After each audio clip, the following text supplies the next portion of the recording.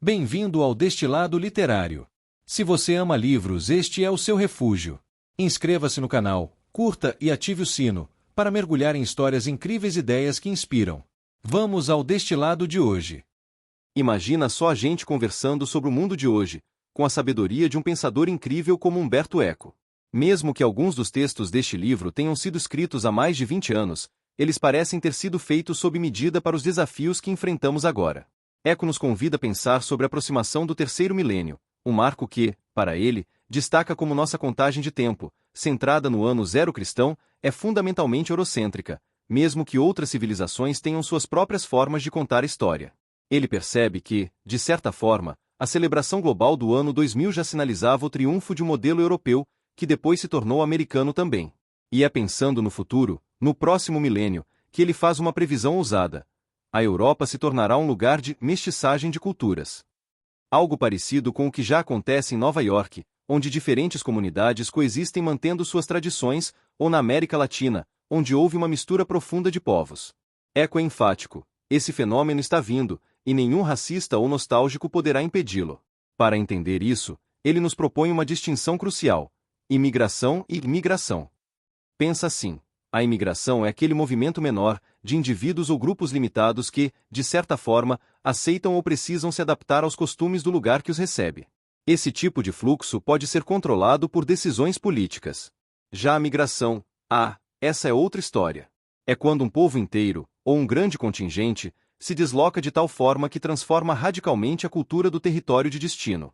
Eco compara isso a um fenômeno natural, algo que você simplesmente não consegue prender na fronteira. Ele cita exemplos históricos de migrações que mudaram a face de continentes, como as invasões bárbaras no Império Romano ou a própria colonização europeia das Américas. E o ponto central da sua análise é que o que a Europa está tentando enfrentar hoje como se fosse apenas imigração é, na verdade, migração. É o terceiro mundo batendo a porta e ele vai entrar, goste a Europa ou não. O futuro é uma Europa multirracial, colorida. Eco sabe que isso pode trazer conflitos, talvez até violentos, mas, citando o exemplo da Roma antiga que se tornou mestiça, ele sugere que os racistas serão, teoricamente, uma raça em vias de extinção. Mas o livro vai além da migração e mergulha na intolerância. Eco nos mostra que a intolerância é algo muito mais profundo e perigoso do que o fundamentalismo ou o integrismo. Enquanto o fundamentalismo está ligado à interpretação literal de textos sagrados e o integrismo busca impor princípios religiosos na política, a intolerância em si precede qualquer doutrina. Ele argumenta que ela tem raízes quase biológicas, manifestando-se como uma reação emocional e superficial à diferença. A cor da pele, a língua, a comida. É algo natural na criança, que precisa ser educado para a tolerância. Eco chama a atenção para a intolerância selvagem, aquela que surge da ausência de doutrina, acionada por impulsos elementares. Essa é a mais perigosa, porque não pode ser combatida com argumentos racionais. Ela se alimenta de um curto-circuito categorial terrível. Se alguns de um grupo são maus, todos são. E o mais chocante, a intolerância mais tremenda, aquela que vira prática perigosa, muitas vezes vem dos pobres, as primeiras vítimas da diferença. A grande lição de Eco sobre intolerância é que lutar contra ela quando já se tornou doutrina ou comportamento adulto é tarde demais. A única chance real é combatê-la em suas raízes, com uma educação constante que comece na mais tenra infância. Ele também nos lembra da história de paz na Europa, como os tratados de Nijmegen de 1678, que foram um passo em direção ao diálogo. Essa utopia, a paz entre nações europeias, se realizou após a Segunda Guerra Mundial, tornando a ideia de guerra entre países como França e Alemanha ridícula hoje. Existe um senso de comunidade europeia, forjado por experiências comuns. No entanto, Eco é realista. Ainda há guerra, ódio e intolerância dentro das fronteiras europeias, especialmente contra os estrangeiros, e o antissemitismo ainda assombra. O desafio atual, segundo ele, é que a Europa assine um novo tratado virtual contra a intolerância, declarando guerra ao racismo. Mas atenção, ele adverte: lutar contra a intolerância não significa aceitar tudo.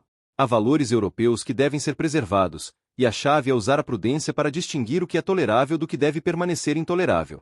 Por fim, Eco explora a ideia da antropologia recíproca, o desafio de ver o mundo pelos olhos do outro, e não apenas observar os outros.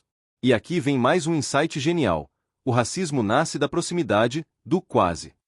Não temos problema com culturas muito distantes e exóticas. O problema surge quando o outro é quase igual a nós, com exceção de algumas particularidades. É como se irritar com a forma como um vizinho come macarrão, e não com o costume de um país distante. A mensagem final é poderosa.